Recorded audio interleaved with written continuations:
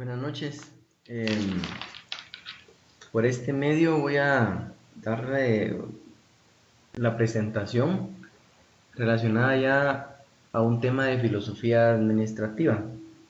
Siempre pues vamos a ir mencionando temas de los pensamientos también de los filósofos más importantes que tienen relación a la administración.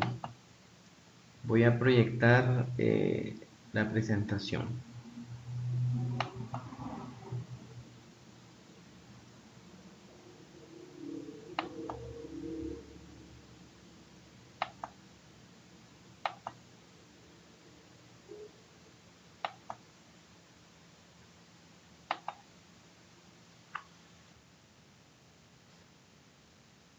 Podríamos empezar haciendo un pequeño cuadro comparativo, por ejemplo, de filosofía con filosofía administrativa. Como lo vimos en temas anteriores, la filosofía es una ciencia que tiene por objeto varios conceptos importantes, pero esos conceptos los estudia tratando de determinar cuáles son los fines o razón de ser de cada uno de ellos. Vimos en su oportunidad, ¿verdad?, que la filosofía estudia al ser humano, estudia la existencia, estudia el conocimiento, eh, el actuar del hombre como tal, ¿verdad?, que es su finalidad. También vimos que estudia la estética, ¿verdad?, la belleza, la verdad, un sinnúmero de conceptos. Mientras que la filosofía administrativa va orientada principalmente a cuáles son los objetivos o finalidades de una organización. Principalmente podríamos hablar de alguna empresa, pero digamos una organización, no necesariamente va a ser una empresa. Cuando hablamos de objetivos o finalidad de una organización, podríamos hablar específicamente de la visión. ¿Qué es lo que se pretende, digamos, qué es lo que pretende el gerente o la administración como tal, que la empresa o la organización se vea en el futuro? La visión, pues debe de ser, es recomendable que sea breve, clara, pero lo más importante que sea inspiradora, ¿verdad? Que inspire a los colaboradores, que inspire a todos los grupos de interés, hablando también de los clientes, hablando de los proveedores y, por qué no decirlo, también que inspira hasta la competencia. Siempre mencionando esta comparación entre filosofía y filosofía administrativa, también podemos eh, recordar que la filosofía como tal existen varias ramas, ¿verdad? Que que vimos, ¿verdad? Y que mencionamos, por ejemplo, la axiología y la ética. La axiología vimos que es una disciplina que tiene por objeto el estudio de los valores, tratando de fundamentar los valores dentro de la sociedad. La ética, que es la reflexión que tiene la persona desde el punto de vista individual sobre qué conductas van a ser correctas y cuáles son las incorrectas para poder actuar dentro de la sociedad. Y dentro de la filosofía administrativa, siempre hablando de este cuadro comparativo, podemos decir que son los preceptos que guiarán las acciones de un gerente. Podríamos decir también que van a ser los lineamientos, los principios, porque van a servir de guía a la empresa o a la organización para que pueda funcionar. Podemos mencionar de ejemplo, ¿verdad?, la honestidad, la integridad, la calidad total, la cooperación, el buen servicio al cliente. Podríamos mencionar también la mejora continua, podríamos mencionar también dentro de estos lineamientos el trabajo en equipo, el trabajo arduo, ¿verdad? Que serían entonces las formas de actuar de la empresa o de la organización. Vimos en su oportunidad también la epistemología, ¿verdad? Que que es una disciplina también de la filosofía que tiene por objeto el estudio del conocimiento humano, las formas, los modos en que el ser humano conoce el mundo para encontrar la verdad. Y la filosofía administrativa pues se orienta al estudio de la administración como tal, pudiendo definir a la administración como una ciencia social que persigue la satisfacción de los fines u objetivos institucionales o bien organizacionales, tomando en consideración que estos fines organizacionales se van a poder llevar a cabo a través de los procesos de operación que se llevan a cabo dentro de la empresa u organización. Importante también mencionar que estos fines o objetivos no se, no se trabajan solos, ¿verdad? No vienen de la nada. Definitivamente un factor muy importante dentro de la administración es el trabajo en equipo. Esa cooperación que puedan tener todos los colaboradores, los directivos, ¿verdad? Hablando también de gerentes, los accionistas, entre todos deben pues, llevar a cabo la administración de la organización para poder cumplir los fines organizacionales. Aquí no estamos hablando de fines individuales, que si bien es cierto, pues todos deben de tener algún valor o algún beneficio, todos los involucrados dentro de la administración de una empresa, pero esto viene por añadidura. Primero hay que cumplir los fines organizacionales. Veamos algunas influencias que pueden tener algunos filósofos relacionados al tema de la administración. Puedo mencionar a Sócrates, Platón y Aristóteles nuevamente. Nos vamos a dar cuenta que los tres filósofos tienen en común que se dedicaron a estudiar la administración, pero la administración pública. Pues no mencionan mayor situación relacionada a la administración de negocios o de empresas, ¿verdad? De los haberes privados, como lo mencionaba en la antigüedad. Sócrates expuso, dice, que la administración es una habilidad personal separada del conocimiento técnico, mencionando que a la vez la administración es algo innato que posee la persona. Yo lo asocio a la realidad, pues a nuestros tiempos, ¿verdad? Los tiempos modernos, en que tantas personas que tienen negocios informales, ya sea en mercados, en la calle, en locales, no sé, ¿verdad? Que pues no tienen conocimientos técnicos de la administración, pero sí de cierta manera saben administrar. Por supuesto que no van a tener las guías fundamentales, ¿verdad? Sobre qué valores van a poder actuar dentro de su empresa, formal o informal, pues podrían aplicar la ética, pero no a través de códigos, sino que quizás de una manera ordinaria, digamos cotidiana, pero no establecida. A esto se refería Sócrates, ¿verdad? Pues creo que todo ser humano de cierta manera es administrador, ¿verdad? Inclusive una persona que está en relación de dependencia, pues en definitiva parte de ella es que puede también administrar. Podríamos mencionar también a Platón. Platón se orientó principalmente en los temas políticos y sociales que existían en Grecia, buscando el desarrollo social, cultural del pueblo griego.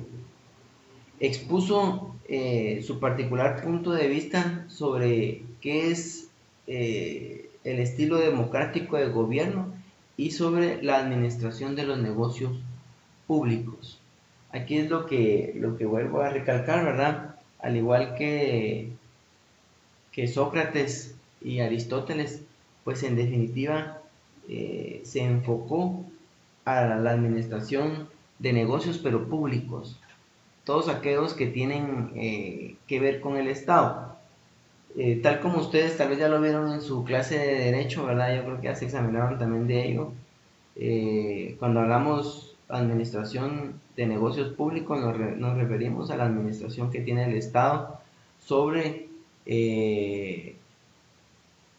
los ingresos que obtiene el Estado, producto principalmente de los tributos, y que van orientados a satisfacer necesidades básicas y esenciales de la población. Hablemos en términos que ustedes ya conocen, derecho administrativo. Aristóteles escribe un libro llamado Política y estudia la organización del Estado y distingue tres formas de administración pública. Menciona, por ejemplo, la anarquía, donde, digamos, es una forma de gobierno ejercida por una persona, pero mencionaba de una vez el defecto, que podría incurrir, digamos, al tener a una sola persona en el gobierno, podría caer en una tiranía. La tiranía es cuando el gobernante, pues, hasta puede estar arriba de la ley, puede, pues, con el exceso de poder que tiene, puede hacer lo que se le antoje. Tenemos la aristocracia, que es lo que se vive en la mayor parte de países en el mundo, que es cuando el poder se le es otorgado a un grupo privilegiado, a un grupo élite. Y en esto puede caer en una oligarquía. ¿Qué quiere decir esto? Que puede caer en que los que estén gobernando ese pequeño grupo élite, de cierta manera va a velar por los intereses de ese pequeño grupo, descuidando a las mayorías, descuidando ese bien común, ¿verdad? Que es el fin del Estado. Considero que en Guatemala se vive esto, ¿verdad? El poder normalmente está en un grupo élite, ¿verdad? Que satisface y defiende intereses particulares de un grupo determinado. Eso es en la práctica, porque en lo teórico, en el papel constitucional, pues Guatemala es un país democrático. Pues también Aristóteles nos habla de la democracia y que dice gobierno del pueblo, pero veía también el defecto que podía caerse en una anarquía. La anarquía como tal, podríamos decir que es ausencia de estructura de gobierno. El pueblo en algún momento pues puede hacer lo que se le dé la gana. A esta situación es importante mencionar, ¿verdad? Que en Guatemala, a nivel de constitución, ¿verdad? Si ustedes leen el artículo 141, menciona de que habla algo de la soberanía, ¿verdad? Y la soberanía radica en el pueblo, le pertenece al pueblo. Pero para evitar esa anarquía, el pueblo nombra a sus representantes para que ellos de cierta manera gobiernen en representación del pueblo. Luego tenemos a otro filósofo, a Nicómaco. Este filósofo era hijo de Aristóteles y tenía un pensamiento esencial en relación a la administración, y él decía que no había que, de cierta manera, no había que despreciar a los que administraran sus propios haberes, porque la única diferencia que existe entre las personas que administran sus quehaceres privados con la administración pública es la magnitud, pero que al final ambas administraciones están formadas y dirigidas por personas u hombres. Creo que Nicómaco, pues en estos tiempos, si hubiera estado en estos tiempos, o más bien no se percató, ¿verdad?, de la evolución del desarrollo económico de la iniciativa privada, donde pues también hay en la actualidad organizaciones, eh, digamos, con una magnitud exorbitante en relación a crecimiento económico, a personal, a relaciones en el mundo, ¿verdad? Creo que antes tal vez se mencionaba de que la gran magnitud en cuanto a estos temas era relacionada únicamente a la administración pública. Vemos transnacionales, ¿verdad?, en el mundo, donde pues existe una magnitud exorbitante en varios aspectos. Mencionemos a dos filósofos socialistas, ¿verdad? Marx y Engels fueron dos filósofos que se dedicaron a criticar, digamos así, la clase dominante, al capitalismo. Ellos querían que el socialismo aboliera el capitalismo y propusieron una teoría del origen económico del Estado. Ellos consideraban que el surgimiento del poder político y del propio Estado, ¿verdad?, el surgimiento del poder del Estado, no era más que el fruto de la dominación económica del hombre por el hombre.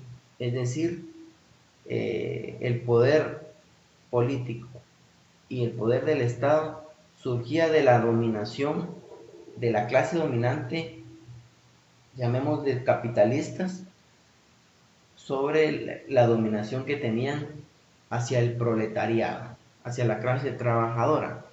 A eso se refería Marx y Engels en relación al surgimiento del poder político y del Estado. Hay temas interesantes, ¿verdad?, en relación a esto. Por ejemplo, Marx tiene un tema relacionado a la crítica de la ideología. Primero mencionemos, ¿verdad?, que el concepto de ideología se hace referencia al conjunto de ideas que nos proporcionan una visión del mundo. Marx se dedicó a criticar las distintas formas en que la clase dominante pretendía tergiversar el verdadero sentido del mundo para perpetuar así su dominación. Marx utilizaba también de forma intencionada el concepto ideología para referirse al conjunto de ideas que la clase dominante, el sistema capitalista, le servía para poder deformar la realidad del mundo. Marx decía que el sujeto real de la historia no es una ideología, no son las ideas. Vamos a ver más adelante que para Marx consideró que el materialismo histórico, digamos, lo importante de la historia, está constituido por la acción y el trabajo del hombre, el proceso de producción como tal donde el hombre interviene. Lo que mencionaba al principio, ¿verdad? Marx buscaba que el socialismo aboliera el capitalismo. El otro filósofo alemán, Engels, se dedicó también a criticar a los filósofos franceses del siglo XVIII que querían hacer una lucha por la justicia e igualdad, pero Engels mencionaba que eran unos ingenuos porque esa justicia e igualdad no se podía hacer una lucha existiendo un sistema capitalista que defendía todas las injusticias de ese entonces. Toda vez domine el sistema capitalista, era imposible luchar por igualdad y justicia. Hay algo importante en relación siempre a Marx, el tema denominado la explotación capitalista y la alienación, que yo le coloco aquí un paréntesis que es relacionado a enajenar. Voy a explicar algo de esto, pero solo quiero mencionar a qué se refería enajenar. Marx decía que el hombre al trabajar enajenaba inclusive su propia vida. De ahí podemos empezar. Marx decía que el hombre se distingue de los animales porque trabajaba. El hombre al trabajar, pues, puede satisfacer necesidades y de esa manera desarrollarse dignamente. Pero Marx decía a la vez que el hombre al trabajar perdía su verdadera esencia. Vamos a ir explicando esto. Según Marx, el intercambio que hacía el capital, el patrono y el asalariado no era justo, no era equitativo. Normalmente el patrono le pagaba una parte del tiempo que el trabajador empleaba para producir bienes y que se quedaba con la mayor parte de esa producción, que no existía una justa distribución de la riqueza y que el trabajador se sentía defraudado. El trabajador en el proceso de producción pierde buena parte de los objetos que produce, horas y en definitiva su vida. Y muchas veces el patrono lo explota, a veces no pagándole ni las horas extras, pagándole lo mínimo para que el trabajador pueda medio alimentarse y seguir cumpliendo con la producción. Al final, pues Marx, yo creo que en la realidad, pues en algunas empresas se puede dar que se vea al trabajador como un instrumento más que se puede sustituir. No se le genera valor.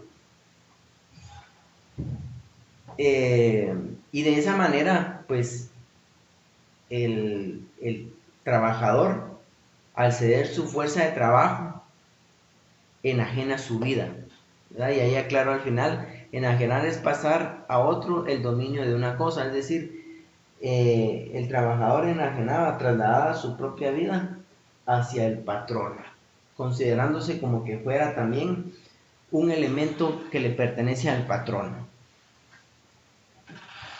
Es importante tomar esto en consideración, lo vamos a ver más adelante en otra sesión, ¿verdad? Que en la actualidad un tema relevante es la responsabilidad social, y uno de los temas relacionados a la responsabilidad social está enfocado a generar valor a todos los grupos de interés. Empezando, la empresa debe de empezar en generar valor a su capital humano, a sus trabajadores, pagándoles salarios justos, teniéndolos en condiciones dignas mientras trabajan, porque es cierto, el trabajador normalmente pasa más tiempo trabajando que en su propia casa. Debe de motivarlo, debe de adiestrarlo, capacitarlo, promocionarlo, profesionalizarlo, ¿verdad? Es importante que se valore al trabajador, que al final pues es el motor de la producción, que sin él no se cumplen los fines de la organización. Cabe señalar que un trabajador motivado, en definitiva, incrementa la productividad.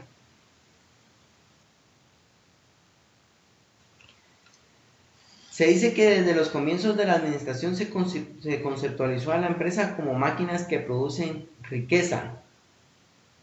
Se percibía en ese entonces a la administración como una ciencia fría, oportunista y egoísta.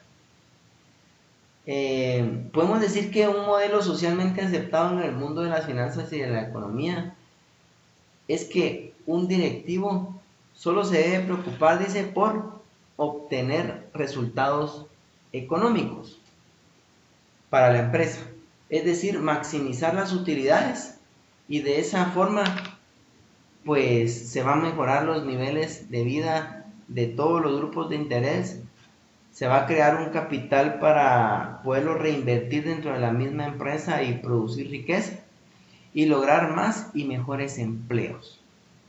Pero aquí hay algo importante, que es un capitalismo mal empleado. Dice, en el capitalismo en donde es válida la libertad en la generación de empresas, se ha sostenido que el único objetivo es obtener riqueza, lo cual, pues es, como les mencioné, ¿verdad? Es una mala concepción o percepción, más bien dicho, que se tiene del, del capitalismo. El capitalismo, pues podríamos decir que su fin principal es la obtención de riqueza, pero no es el único. Existen más fines que debe cumplir la empresa como tal.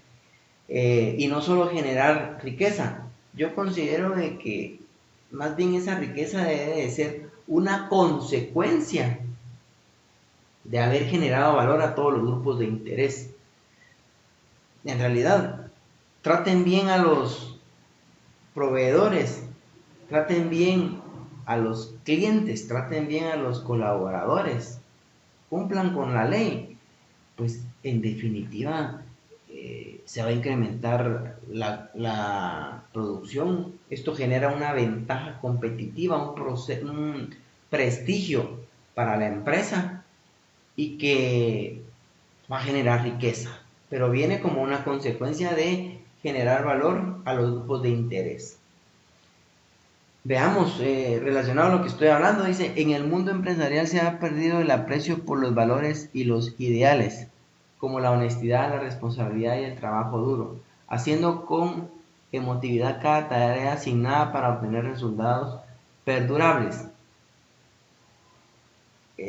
Al mencionar lo que yo indiqué anteriormente, ¿verdad? Generar valor a todos los grupos de interés, pues eso va a servir también para que una empresa pueda sobrevivir, pueda ser perdurable dentro del mercado.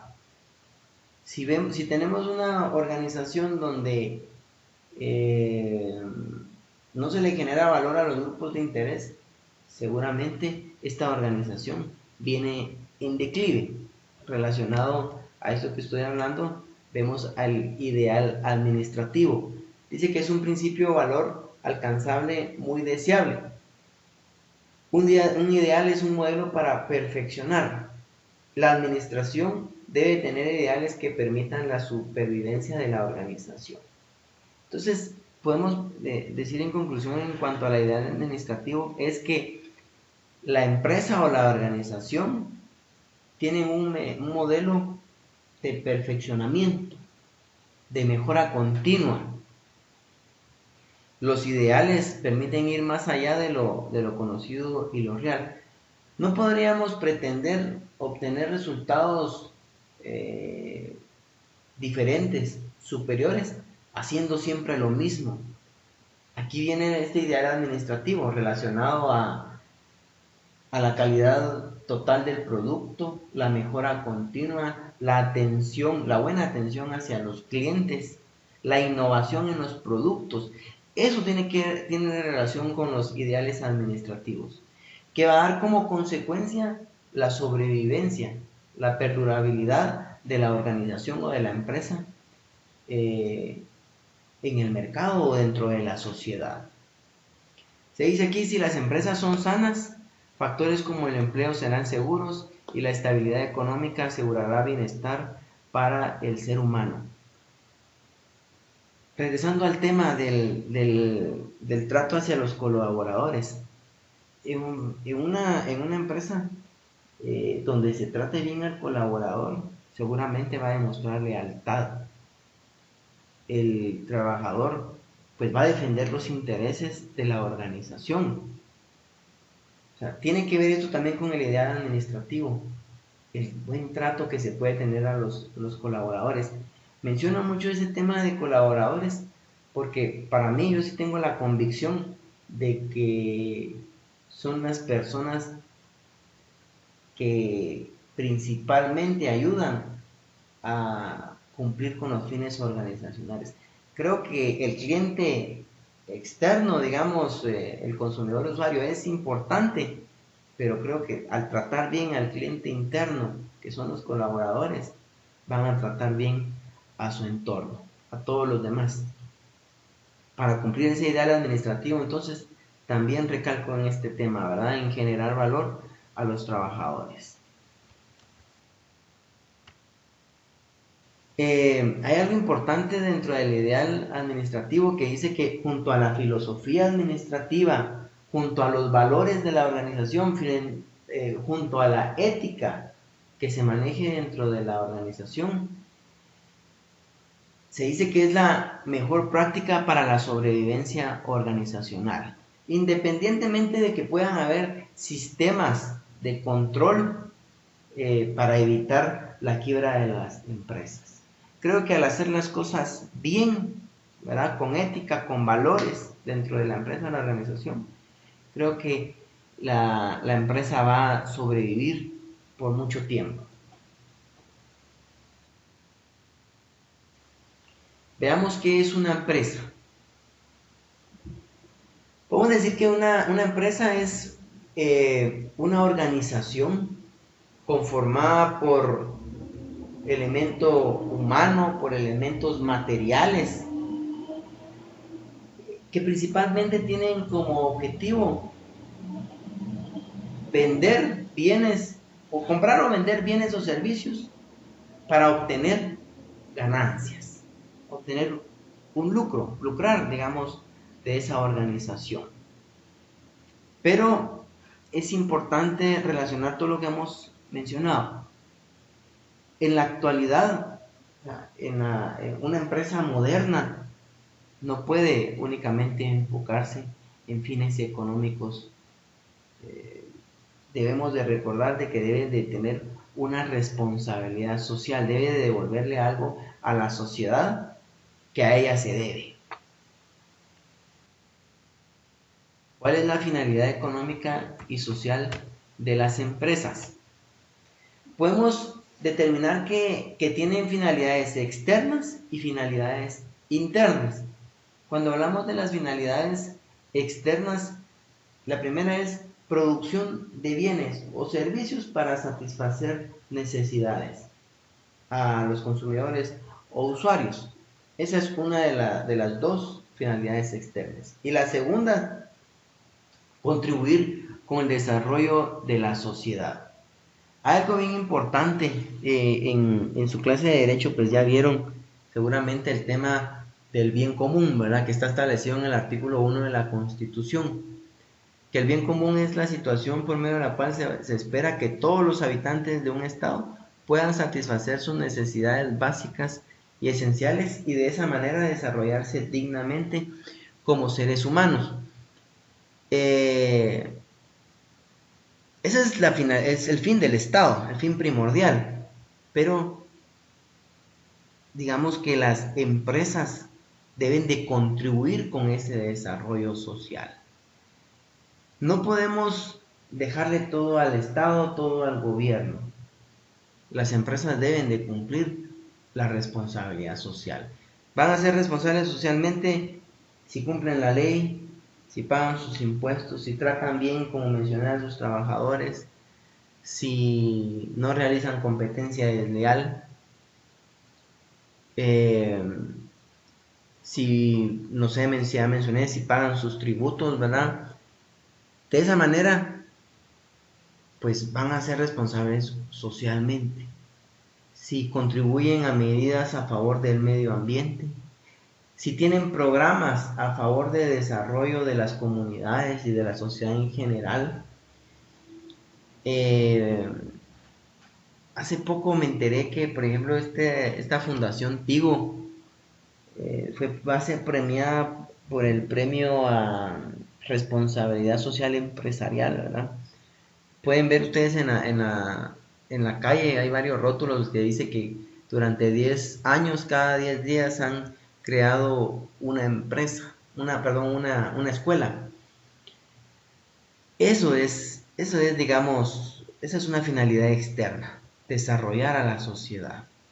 Podemos hablar también de la Fundación Ronald McDonald. Podríamos hablar de la Fundación Castillo Loeb, ¿verdad? Del Banco Industrial. Hay varias organizaciones o empresas que cumplen esa finalidad externa. Tenemos las finalidades internas. Estas dos podríamos mencionar. La primera relacionada a remuneraciones. La empresa pues va a obtener un valor agregado para poder remunerar a todos aquellos que están involucrados en ella. Hablemos de utilidades para accionistas, ¿verdad? De la empresa o de la organización como tal. Podemos hablar de salarios o sueldos para los trabajadores o colaboradores. Dice que también ofrece oportunidades de inversión para inversionistas y de empleo para trabajadores, obviamente, de nuevo ingreso. Aquí hay algo importante también, una finalidad externa es desarrollar los valores humanos dentro de la organización. Aquí es importante tal vez relacionarlo en respetar los derechos humanos, no discriminar dentro de la empresa o la organización, no tener prácticas de racismo. Tiene que ver con un tema integral de condiciones dignas del colaborador o trabajador mientras trabaja. Evitar prácticas, por ejemplo, del mobbing, ¿verdad? Que es el acoso dentro del trabajo. Esa es una finalidad interna dentro de la organización. Desarrollar a sus colaboradores de forma económica y moral, ¿verdad? Económica, obviamente pagándoles salarios justos, ¿verdad? Desarrollándole con mejores beneficios económicos, ¿verdad? Podemos hablar ahí de seguros médicos. En algunas empresas los otorgan para una mejor calidad de vida para sus colaboradores. Gimnasio, ¿verdad? Porque también quieren gente que esté sana, ¿verdad? Membresías para vitaminas, no sé, de repente también becas universitarias, un pago proporcional o total para que la gente estudie, ¿verdad? Y se pueda desarrollar profesionalmente, ¿verdad? Y como personas. Dentro de una definición de empresa, desde el punto de vista legal, el artículo 655 del Código de Comercio, es importante aclarar que es del Código de Comercio, dice que es el conjunto de trabajo, elementos materiales y valores incorpóreos que ofrecen al público con propósito de lucro y de manera sistemática bienes o servicios. Ya aclaramos que la finalidad no es únicamente la obtención de lucro. ¿Cuáles son las características de una empresa? Se dice que es un bien mueble. Cuando hablamos de un bien mueble es que la característica principal es que se puede trasladar de un lugar a otro. Una empresa se puede trasladar de una zona a otra, ¿verdad? O inclusive de municipio a otro o departamento a otro departamento, ¿verdad? Eso quiere decir que es un bien mueble que a la vez también se puede vender. ¿Será que una empresa tiene derechos y obligaciones? No, no tiene derechos y obligaciones. Quienes tienen derechos y obligaciones son los propietarios de la empresa, que puede ser una persona física o puede ser una sociedad mercantil. Un ejemplo claro, una sociedad anónima, por ejemplo. La empresa mercantil no se puede demandar, se demanda a sus propietarios, mencionando nuevamente a esa persona individual física o a una sociedad mercantil. Se puede embargar. ¿Qué es un embargo? Podemos decir que un embargo es una medida precautoria ordenada por un juez a solicitud de de una parte, de un acreedor, digámoslo así, que necesita que le paguen, digamos, lo que se le debe. Entonces el juez embarga. Puede embargar, digamos, una empresa, puede embargar un salario, puede embargar una cuenta, puede embargar un carro. Digamos así como en términos sencillos, congela el bien para que ya no se pueda disponer libremente del mismo y garantizar el resultado del proceso, que es pagarle al acreedor. La empresa sí se puede embargar. La empresa tiene propietario o propietarios y a la vez tiene un nombre comercial que sirve para poderse identificar y distinguir de las demás. Situación que no se respeta en la actualidad, ¿verdad? Porque tantos nombres comerciales que se repiten dentro del mercado. Veamos qué es la filosofía administrativa. Podemos decir que es una serie metódica y ordenada de principios sobre los cuales se enfoca la administración de cualquier organización, para que ésta pueda operar en condiciones óptimas, respetando ciertas leyes, ya sea judiciales, jurídicas o de negocios. También podríamos decir que es una combinación de las actitudes, convicciones y conceptos de un individuo o de un grupo respecto a la administración. Dentro de la filosofía administrativa engloba varios aspectos importantes. La cultura de la organización, que son los hábitos o costumbres que se realizan dentro de la empresa u organización, los valores que se van a practicar, ¿verdad?, dentro de la empresa u organización. También se debe tomar en cuenta la identidad administrativa, el ideal administrativo. Abarca varios aspectos importantes. De cierta manera, es la forma de administrar una empresa o una organización a través de lineamientos y principios claros establecidos. Digamos que no sé, administrar sin filosofía sería administrar de una forma improvisada. Regresando al tema que mencioné hace un rato, ¿verdad? Lo pueden hacer, digamos, en algún mercado, una empresa, ¿verdad? Y puede ser informal, que ni siquiera esté inscrito. Pues van a administrar sin filosofía normalmente, sin lineamientos claros, sin principios, sin convicciones en relación a qué es lo que creen ellos sobre las personas y las cosas, qué valores van a aplicar, ¿verdad? Y temas también como responsabilidad social también. Los administradores, las empresas que no tienen una filosofía administrativa, pues administran de forma improvisada, ¿verdad? Incumpliendo aspectos legales y sociales. ¿Cuál es la importancia de la filosofía administrativa? Dice que constituye una guía sobre la cual se debe operar a lo largo de la permanencia de la organización. Es esa guía que les menciono, ¿verdad? Que son los principios, convicciones, lineamientos que van a servir a la empresa o le van a servir para poder actuar, ¿verdad?, de una forma estructurada y establecida. ¿Qué beneficios se debe de contar con, o se va a contar con una filosofía administrativa? El primero dice permite obtener la colaboración del grupo. Aquí es algo bien importante. La filosofía administrativa, de cierta manera, fomenta el trabajo en equipo.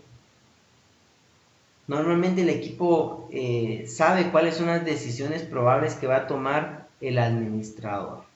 Un administrador, o sea, para poder lograr facilitar ese trabajo en equipo, debe de ser un líder que inspira con el ejemplo, ¿verdad?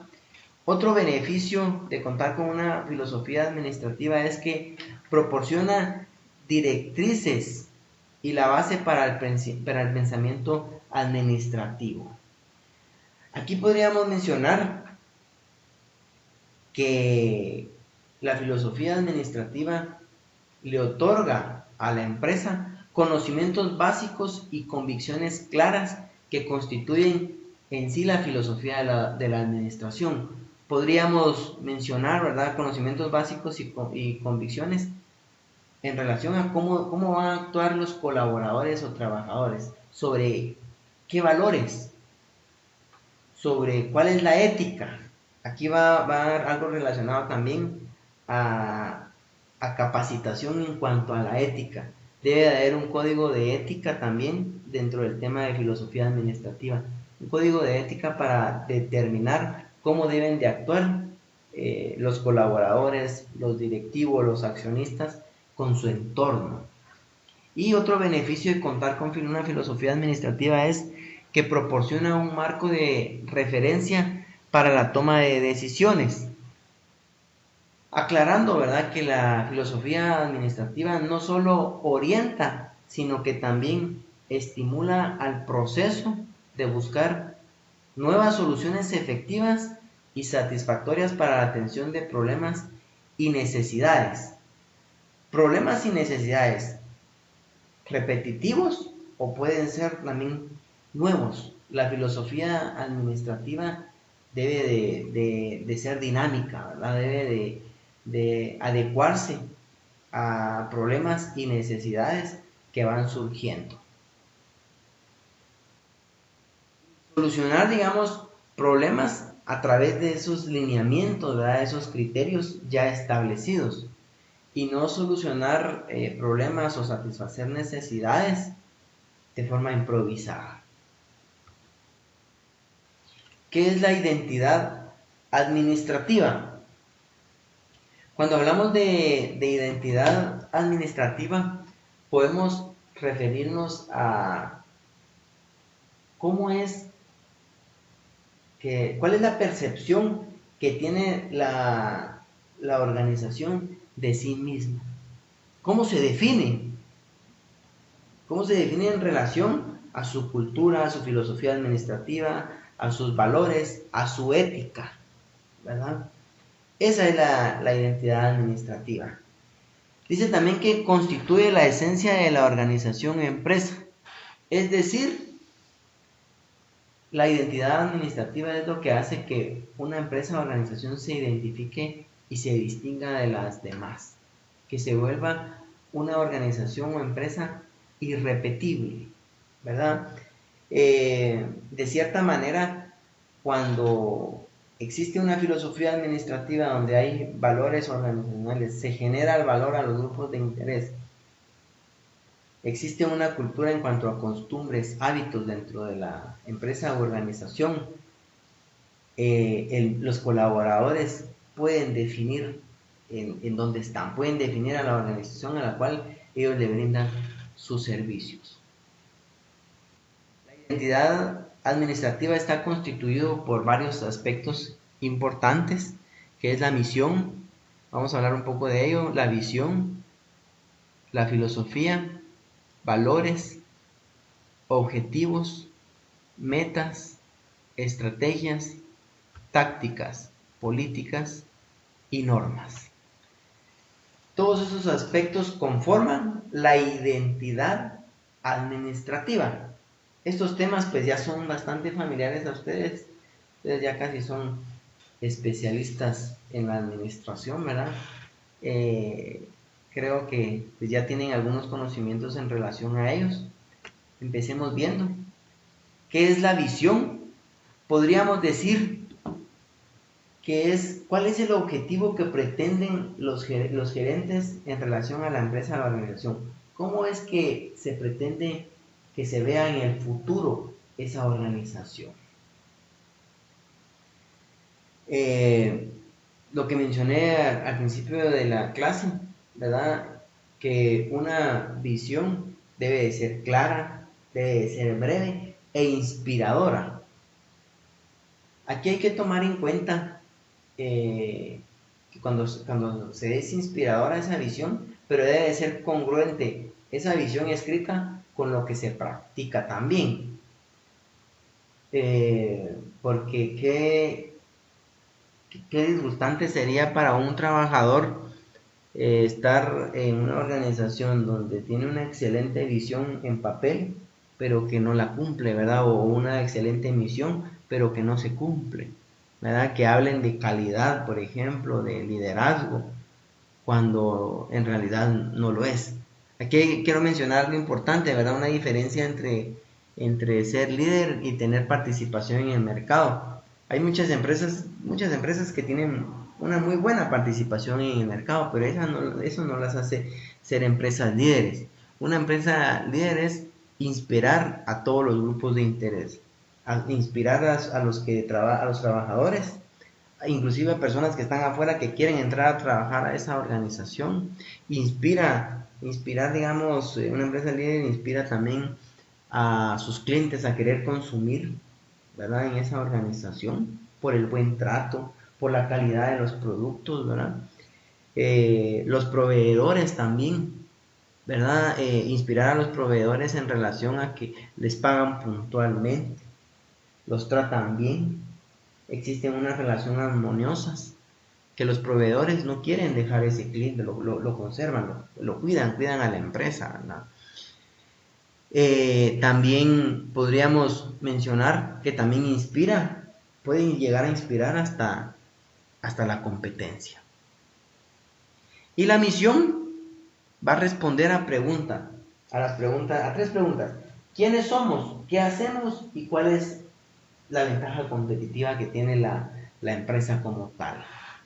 Aquí les dejo proyectado, ¿verdad? Una visión que dice ser una empresa líder en el mercado de comida rápida, ofreciendo alimentos de la más alta calidad con personal altamente calificado y brindando el mejor servicio a nuestros consumidores. Y la misión, somos una empresa 100% guatemalteca dedicada a la producción y comercialización de comida rápida de gran calidad, elaborada con equipo de alta tecnología y personal calificado para brindar un excelente servicio a nuestros clientes. Ahí, digamos, en esta misión que leí, pues encontramos las preguntas, ¿verdad? ¿Quiénes somos? Las respuestas a las preguntas de quiénes somos, qué hacemos y cuál es la ventaja competitiva. Los valores son los lineamientos sobre los cuales la empresa o la organización va a actuar. Ahí podemos mencionar responsabilidad, honestidad, lealtad, servicio, un buen servicio al cliente, ¿verdad? Disciplina. Podríamos mencionar ahí también la calidad total, el trabajo arduo. Existen varios valores, ¿verdad? Uno importante es la puntualidad, ¿verdad? La puntualidad en relación a entrega de bienes, de prestación de servicios, ¿verdad?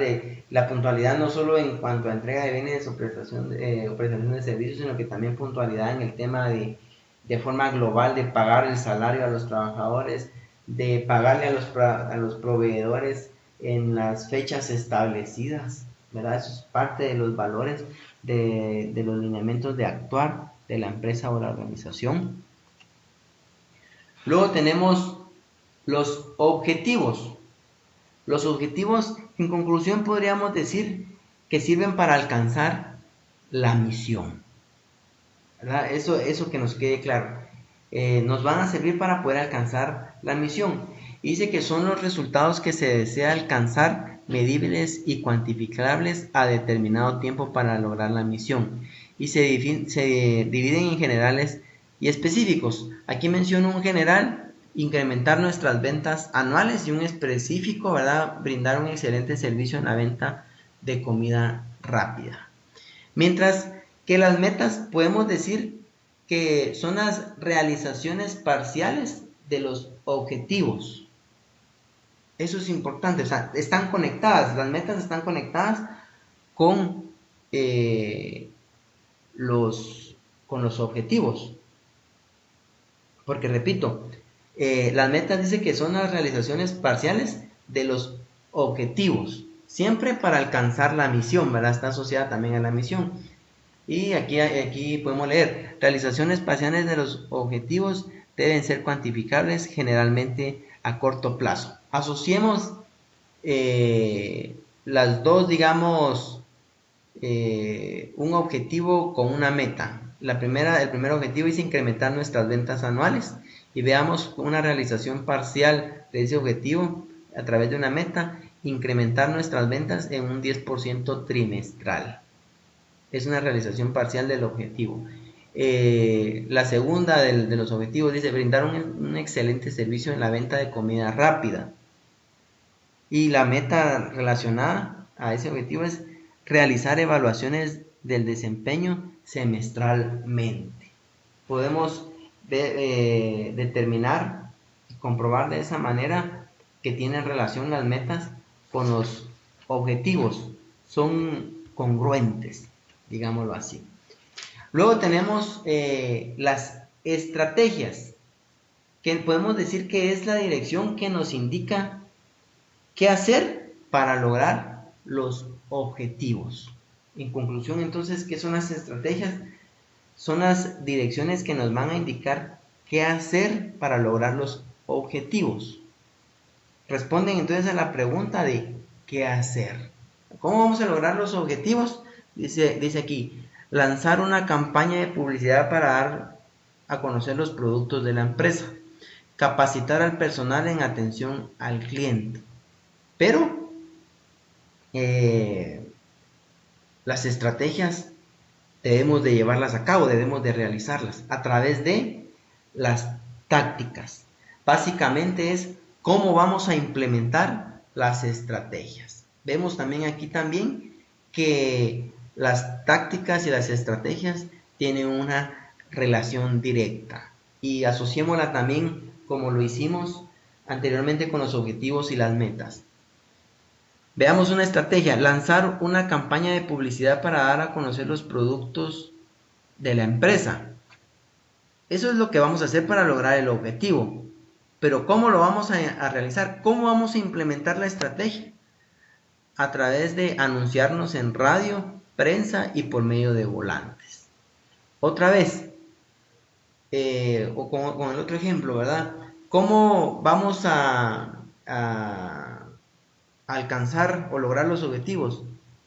Dice, capacitar al personal en atención